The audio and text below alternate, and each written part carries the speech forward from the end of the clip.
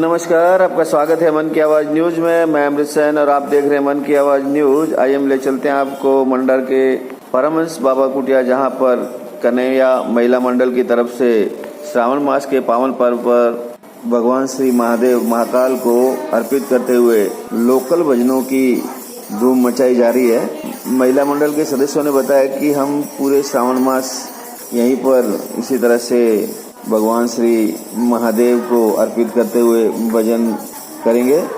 तो बने रहिए हमारे साथ में। ऐसी सामाजिक सरोकार और जनता के हित की खबरों के लिए हमारे चैनल को सब्सक्राइब करें, लाइक करें, शेयर करें और कमेंट बॉक्स में कमेंट करना ना भूलें कि हमारे वीडियो कैसे लगते हैं। बहुत बहुत धन्यवाद।